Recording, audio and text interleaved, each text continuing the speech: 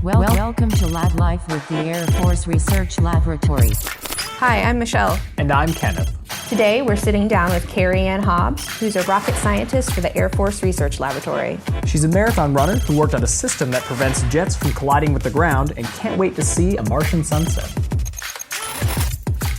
In 3, 2, 1.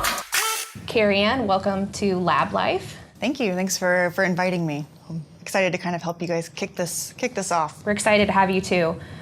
What we really want to know is, what does a rocket scientist do? So a rocket scientist is really a colloquial name for an aerospace engineer. Now, aerospace engineers can work in aeronautics or they can work in astronautics, and they can design or build or test or evaluate a variety of different aircraft and spacecraft. There's a ton of disciplines that go into it. So even though we say rocket science, most people maybe think propulsion, but a lot of times, they could be doing any kind of aspect of designing an aircraft or a spacecraft. So which one of those two paths do you do? So that's a good question. So by education, I actually have a little bit more of an astronautics background with more spacecraft, but pretty much all of my jobs that I've had have been in the aircraft domain. So I actually have my undergrad is aerospace, and I did a concentration in astronautics. So basically, the difference there is that where I went to school, about 6 classes between the aeronautics and astronautics that you take that are going to be more, spacecraft propulsion instead of air-breathing engine propulsion, those types of things. And then I did my master's in astronautics, astronautical engineering, and then I've been working on my PhD technically in aerospace, but at that point you kind of also pick a concentration, and so mine is in controls engineering. Very nice. So kind of stepping it back a little bit, there's a common phrase that kind of tags along with rocket scientists. So we were kind of wondering that, most people say, well, it's not rocket science. What do you guys say when something's difficult or you're having a tough task you need to solve? So sometimes, we will say, well, it's not rocket science. If it was, I'd understand it. And then I think, you also have the idea of brain surgery. Well, it's good to know. A lot of people I've heard joke about that before, and I've never actually asked a rocket scientist, so I appreciate you clearing that up for us. So could you tell us more about your schoolwork you're doing as a rocket scientist? I know you're currently pursuing your PhD at Georgia Tech, and what does that involve? Okay. For education-wise, a lot you can start as an aerospace engineer with just a bachelor's degree. But usually if you want to do any kind of leadership, you need to get a master's degree, and if you're interested in doing research or leading teams of researchers, then you really need a PhD. So I'm in the kind of PhD phase now, and what's involved in that is that essentially you have a series of coursework that you have to complete, and then once you finish your coursework, you have a qualifying exam, and I can talk more about that if you're interested. And then once you take this qualifying exam, if you pass, you have to propose research, and then you conduct research. And it's kind of this hazy thing with a PhD. For the other degrees, to some degree, once you finish your coursework, you have these certain number of classes you take, you get your degree. But when it comes to a PhD, you graduate when you have made a contribution to the field in your research. And that's kind of a hazy thing. So it could be anywhere from maybe 3 years is pretty aggressive, or some people take 7 or even longer years to finish a PhD, because it really is about that research phase at the end. Do you have any inkling of what you want to do for your research? Where I'm at right now, so I finished all my coursework, and I actually was very fortunate to do that through a long-term, full-time training program at the Air Force. So the Air Force sent me for a year to get coursework to get better at my job at Georgia Tech, and then after that, came back and studied on my nights and weekends for about 7 months, and then went back and took my qualifying exam. And then I've been working with my advisor doing research, and so I proposed my research back in December. And my topic is actually looking at how you're going to do collision avoidance for spacecraft in a verified, rigorous way.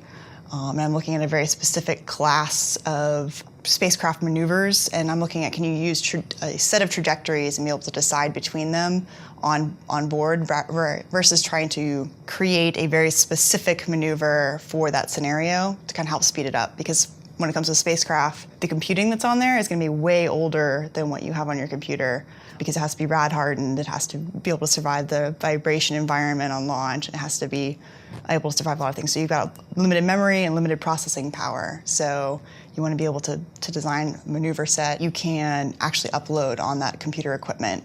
And also, the other big challenge is to verify it's not going to do something wrong, like accidentally collide with something because it's trying to maneuver to avoid something that's not there. So how do you add that rigor in? Wow. With those devices then, so kind of digging deeper, once you send them up and you have all the hardware set, is there ways you can still upload new software, or is it pretty, once it's up there, it's untouched?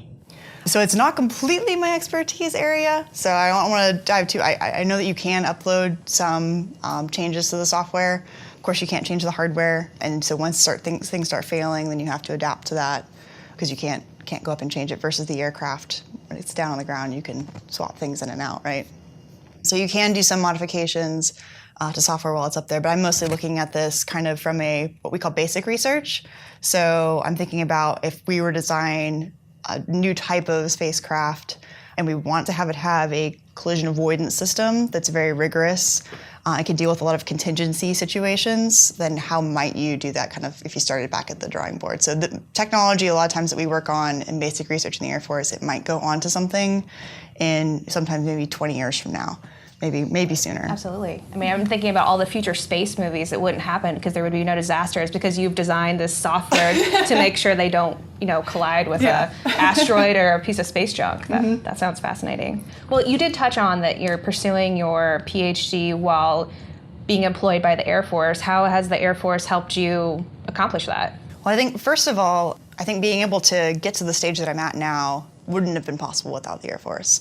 So I started off as an undergrad student. I had to take out some student loans. So as I was graduating, I was like, I don't know if I can go straight to, a master's degree or other graduate school program because my student loans were I think it was a 9.75% interest rate. So factor in if I wanted to go to that PhD and it did take me 7 years, then that was going to be a kind of a non-starter. So I ended up coming straight out of undergrad to AFRL. And I'm really fortunate being here at Wright-Patterson Air Force Base that there's multiple universities in the area. And one of them is AFIT, the Air Force Institute of Technology, which is right here at Wright-Pat, and it's only about a 10 to 15 minute walk from my office. Great. So I actually did my master's one class at a time at AFIT by walking there. And as a Air Force civilian, the classes were free. So I basically used that as my lunch hour to do my master's. And then when it came to the PhD, I was looking at the different opportunities, and really one of the reasons I picked Georgia Tech was because of their program. Not only do they have a professor there that's really good in an area called formal methods, which is kind of this mathematical basis to kind of do proofs of a control system. It's very hard to find in an aerospace department. But they have a lot of systems engineering and kind of safety engineering courses that I couldn't find other places. So I was able to go there for a year and really get much better at my job by studying a lot of these different topics that maybe wasn't available locally. The other thing that's been great is I basically, right now, one of the things that I work on is a lab task through AFOSR. So the job basically is to do research, and it's to do very basic research and publish papers, which is the same type of work that you need to do for a PhD. So I'm kind of able to do both, and I'm still putting in good amount of hours and everything on it, but it definitely helps to be able to use part of my job to do that research to help me earn that PhD. Great, so working with the Air Force Office of Scientific Research, that's awesome. So kind of speaking of doing research and working with rocket science, more of the umbrella term, a lot of people, possibly our fans, would like to know a lot more about, missions to Mars and further. So given the chance, would you ever go to space, even just to the International Space Station and beyond? Oh yeah, definitely. I think a lot of aerospace engineers go into it because they want to be an astronaut. And that's been my dream since I was 6 years old. So my family went on a trip to the Johnson Space Center, or Space Center Houston, and I walked out of there at 6 and said, this is what I want to do. I want to be an astronaut. It changed your life? It changed my life. It put me on a different trajectory. And so now it's kind of funny because anybody even who knew me in elementary school and they find out, I'm an aerospace engineer and I'm pursuing a PhD, they're like, oh, that makes sense. I can see that. It's always what she wanted to do. But definitely, I think at this stage, every time that the astronaut application comes up, which has only actually been once since I've been eligible for it, I plan to apply. And so I did apply the first time along with 18,000 of my closest friends. Oh, wow. Right? So very, very competitive process. But it's definitely something I'm interested in. I would be interested in going to Mars. I'd be interested in going to the International Space Station. So I'm one of those crazy people that is not as scared of the idea of all of the challenges that going to Mars would bring. See, that's really cool. So speaking of, let's say you had to go to Mars, and you can only see one major, let's say, geological structure, a cool thing on Mars, like Olympus Mons, the Great Canyons, like what would you see if you could have one, like let's say stop just for you? The one thing that I would really want to see actually is maybe not necessarily a geographic formation, but I would really want to see a Martian sunset. Oh, that'd be cool. Because I've heard it's blue.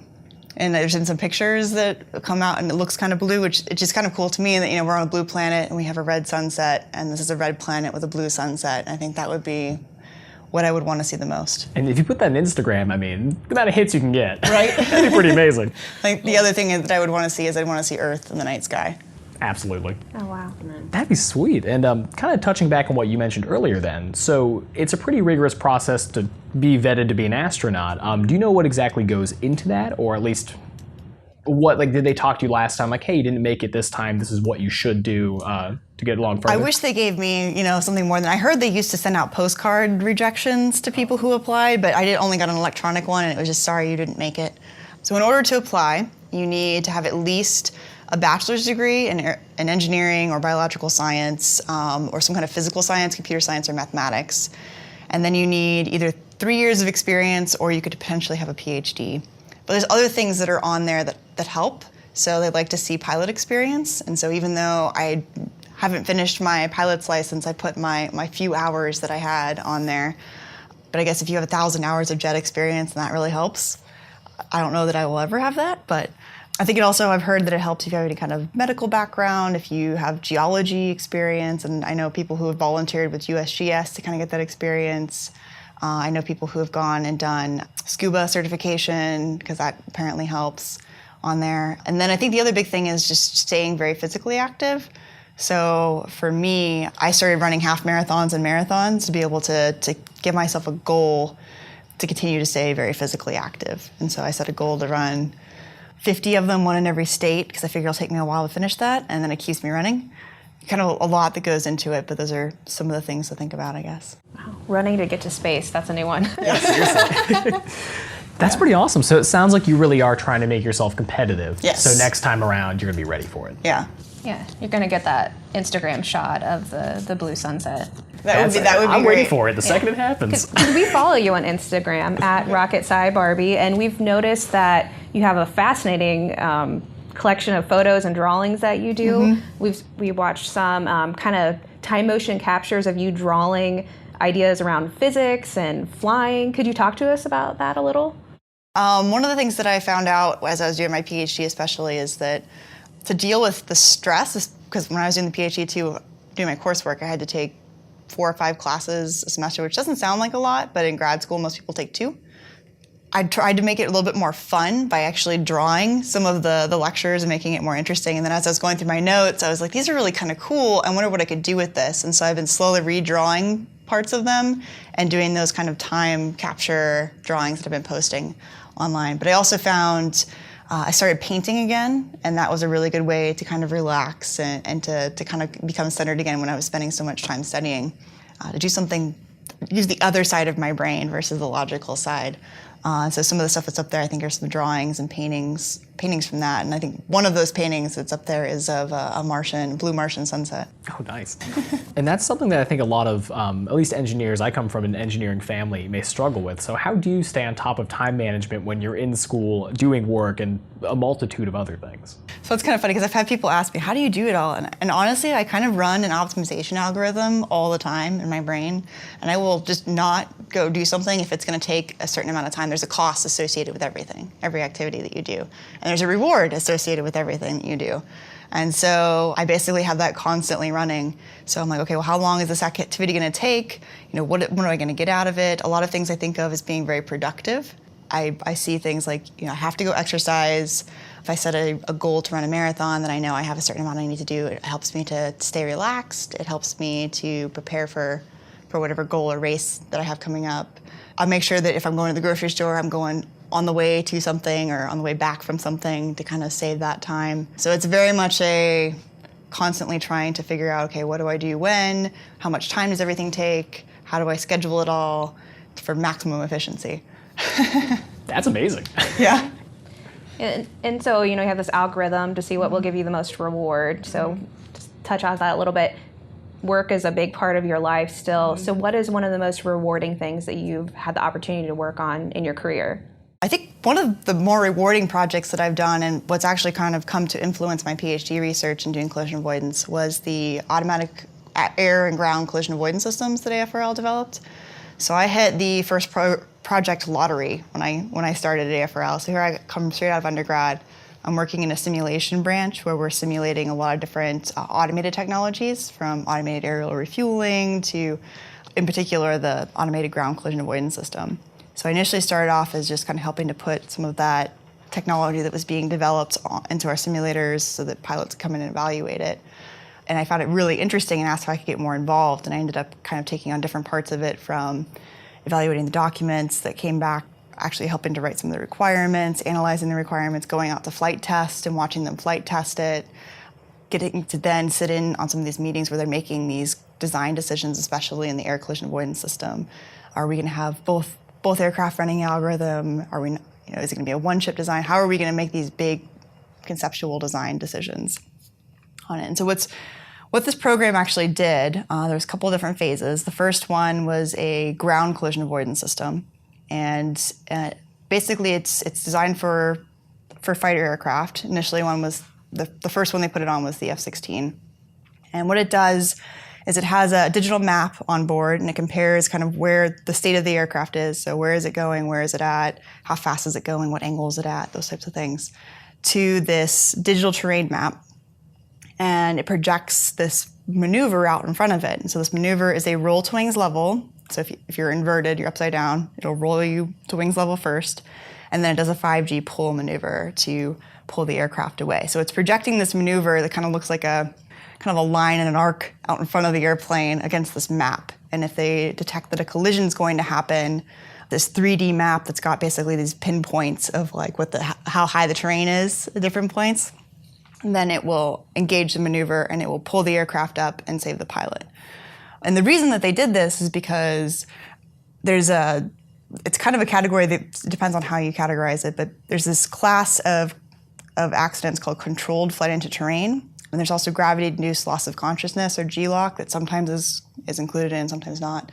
There's a variety of circumstances where something happens with the pilot, but the aircraft should be in good shape, and it causes it to collide. And so one of those is that gravity-induced loss of consciousness. So you're in a highly capable aircraft, and you pull 9 Gs or more, the blood drains out of your head, you pass out, or you black out, and the system it doesn't detect that necessarily physiological, but it detects if the aircraft's on a collision course and will correct. There's also pilots sometimes will get fixated on a task they're trying to do, or they're being asked to do so many things in the aircraft beyond just trying to fly it. So if they're doing all these things, they're becoming saturated with the amount of tasks they're having to do, becoming distracted. And they had tried putting manual warning systems on that would kind of, give them an audible altitude, pull up kind of thing, or it would actually flash different warnings, but they were so focused on what they were doing or so distracted that they would miss these warnings. And so they decided that you needed really an automated solution for this. So the AutoGCAS solution was the first of the technology areas. And really, it was almost 25 years in the making. It was several different programs that AFRL has done, and they worked with NASA on a lot of them as well.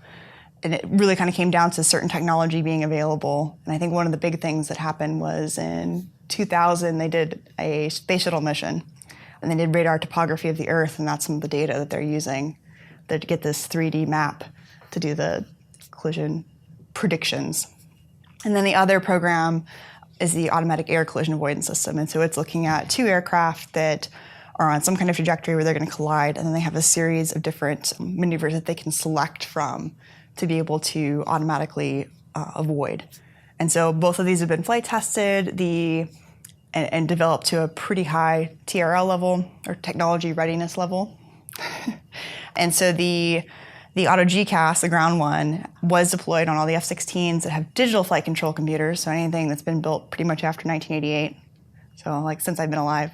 And so it's on all of those as of 2014. And since then, it's been credited with saving 7 pilots and aircraft, which is a pretty cool thing to kind of be early in your career, and you get to see this go out and then start to really make a difference. And to some degree, it's inspired me to continue to work in this area of kind of how do we make these automated systems, how do we do these backup safety systems, and how do we do them in a rigorous and safe way. That's amazing work. I mean, incredible. making sure our pilots, our airmen get to go home at night to their families and continue doing great work. That's fantastic. And keeping those planes flying as well, keeping everyone safe so there's not a major accident. That's amazing work. Yeah, and it's amazing to see how much goes into that. The different groups that are involved. From, for us, we were working with a prime contractor, so one of the big DoD companies, and then we were also working with NASA, and we were working with the Flight Test Center through the whole program. And just the number of people that are involved to make something like that happen. Actually, seeing the pilots, seeing how they evolved from saying, I don't know if I want something that's going to take control of my airplane, to, is this going to be on my airplane? Right. It's a very big transformation too to see that. Or even we worked with the human factors folks here, and they studied how is this being taught. I guess how are they deploying it? How are they teaching the pilots that this is what's going to be on your aircraft, and here's how it works, and how do you feel about this being on your airplane? And they were even finding, I think, that some of the wives of the pilots are saying, is this on my husband's airplane? So it's kind of pretty cool. Or I've had some cool experiences too, because I forget exactly how many, but there's more than 20 different countries that fly F-16s. And so early in the program, we were looking for an international partner, and I got to brief this at Hill Air Force Base at the System Safety Group meeting for F-16s. And it was just really interesting to even hear people there coming up to me and asking, about how far along was it? I mean, not super, super technical, but, kind of trying to figure out, okay, how can we set up some discussions to potentially put this on other. So as these continue then, are they going to be tapping into your talent to travel to these countries later on to help? Or is this something you said you're more of just observing from here and helping brief people here in the States? Yeah, so I officially, I worked that program from 2011 to 2014, and then at the end of 2014, I ended up moving into more of a basic research position because I wanted to do more technical things. So I wouldn't necessarily be involved in that, but I know that they continue to participate in some of these meetings to let them know kind of where the technology's at. Still, that's amazing. And kind of touching on the technical side of this then, I don't know if you kind of spoke on it earlier, but in terms of the the air avoidance, like two craft, they both have to have the software on the aircraft themselves to know how to maneuver out of the way, or is it only one needed and they can detect another moving body and just go past? So that's a great question. And so the way that works is that you can have two aircraft. We call that a cooperative case, where you have both aircraft. Maybe you're both in a training mission and you're maneuvering, you're doing these very complex basic fighter maneuvers or combat maneuvers, and you are able to essentially communicate via a data link where you're at, and they get very good information, and so you can get pretty close. And because the idea with these systems is that, one, first, they should do no harm, so they shouldn't do anything to actually cause harm to the pilot or the aircraft.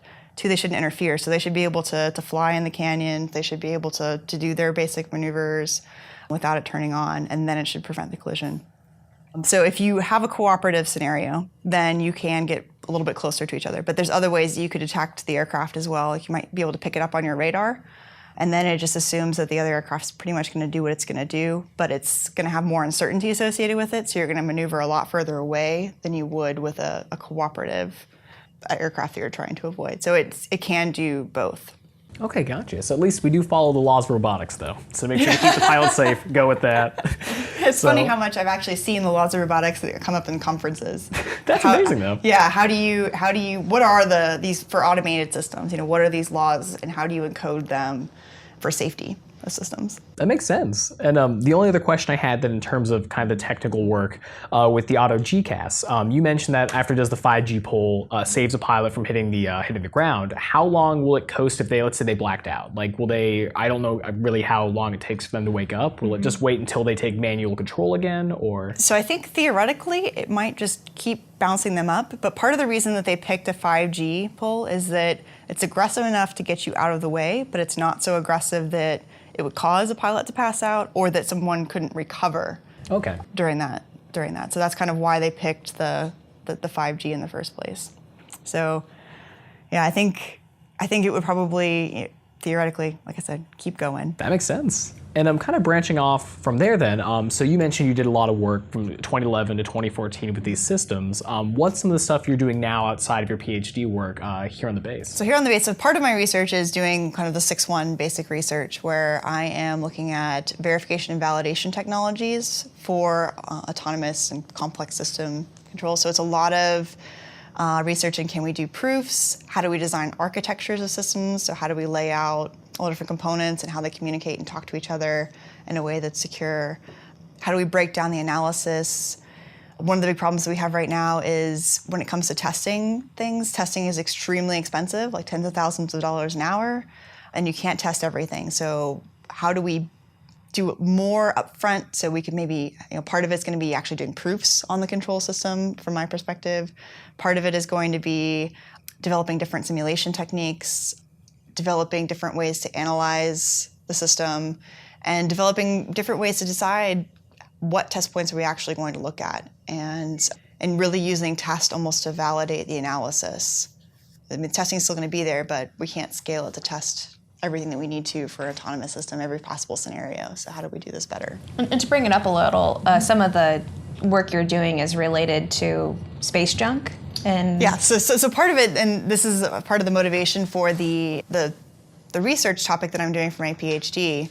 I think from the Air Force perspective, we're more worried about there's going to be a lot of space junk in low Earth orbit that we're going to have to get through to get to our assets that are further out. But there is this growing problem of having space junk up there. So I think there's like 23,000 or so objects that are larger than 10 centimeters in size. A lot of them are space junk that are mostly in a low Earth orbit, which is also where like the International Space Station is. So since 1999, the space station's had to maneuver 25 times to avoid hitting another object. And it's going to be really interesting to see what happens in the next decade or so, because there's a lot of companies out there that are proposing these large constellations of 1,000 or more, up to 4,000, 5,000 or more satellites that are going to be in these small bands of space. And when it comes to a car collision or an air collision, while they're really terrible, at least the debris kind of stays in one spot and you can go clean it up and get rid of it. Whereas you've got in orbit, this debris stays up there forever. I mean, if it's low enough, it will degrade. Some of it will take decades. Some will take years. Some will take decades. Some take much longer than that. And a lot of these components are moving, like sometimes 20 times faster than a speeding bullet. So trying to go up and clean that up is a problem. So the first thing you want to do is to prevent more objects from colliding. And so that's where the idea that a collision avoidance system would be a high priority to add to future capabilities. Right, yeah, work on the source of the problem, not just cleaning it up. Not just cleaning it up. I think cleaning it up is going to be a challenge, but I think the more immediate need is to make sure that we don't create more debris. And that's something I've always wondered, and I don't know if our fans will as well, but when, let's say we're doing a standard like launch to bring supplies up to the International Space Station, is that lower than a lot of these satellites are going to be, so it's no danger there, like you don't have to calculate getting around this debris, or is that still something they need to pay attention to ensure no collision happens? So I think it's something that they still pay attention to, and I think it would probably be better if I was going to talk about just the difference between low Earth orbit and everything, to do that kind of in a follow-up.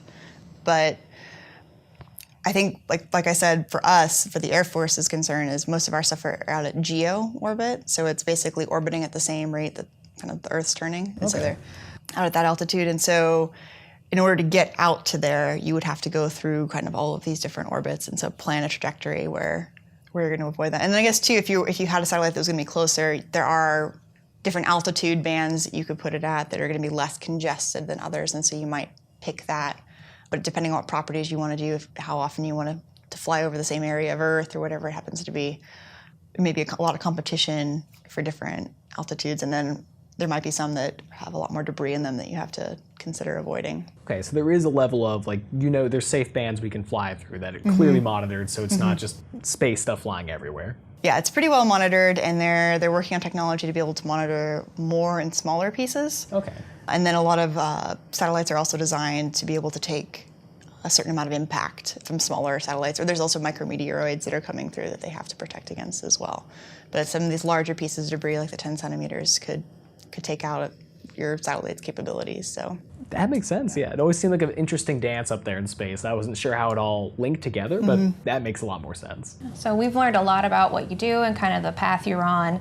A few other questions we have are, is there any one that really inspires you in your career path? So that's a great question, and I kind of struggle with that because for one person, because I think everywhere that I've worked, people have been so passionate, even from school. You know, when I did my undergrad at Embry-Riddle, to being at AFIT, to Georgia Tech, and here at AFRL, and the time that I spent at NASA, everyone that I work with is just very passionate about what they're doing. They're all here because kind of this is what their life's calling is I feel like I'm around these people who, it's not like they're not coming to work and punching the clock. They're here because there's something that's important that they need to be working on. And so that leaves me inspired as well. And working kind of along those lines then, so this kind of links a few things we've discussed in terms of your career and interests.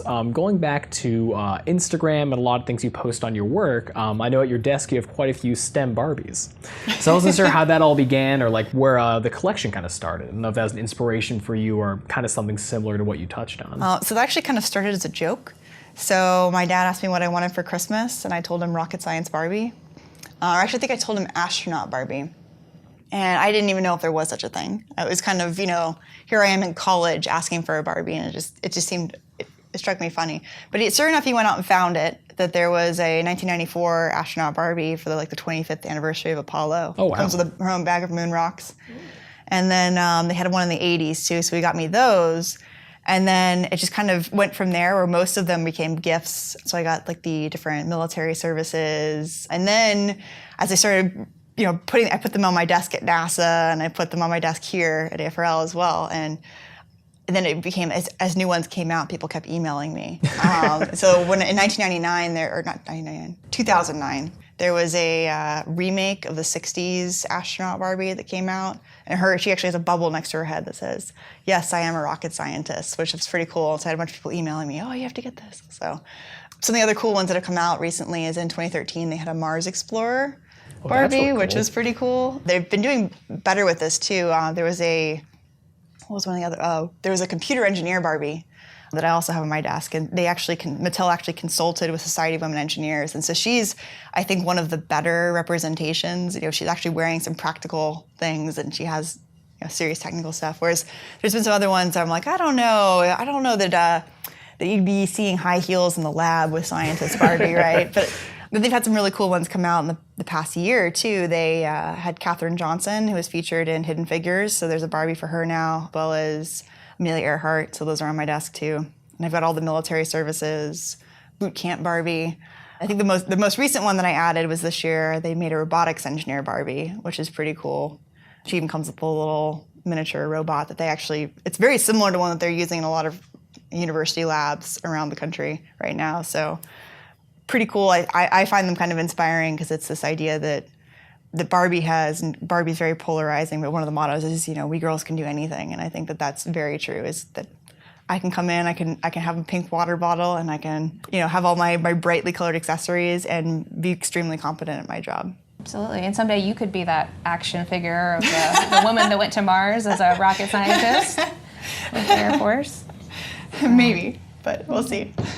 And then something we're hoping to ask kind of everyone that visits us on the podcast is, you talked about all the inspiring men and women that you work with throughout your career. So what is your favorite Air Force invention that those men and women have brought to the world? So I think one of the things I find most inspiring is the X-Planes program. And so the Air Force has worked with NASA, and I think even Navy's been in part of it, but since the 40s, we've been building these X-Planes that really advance the basic knowledge of what we can do. We break the sound barrier, these other things. And so my favorite is probably the X-15.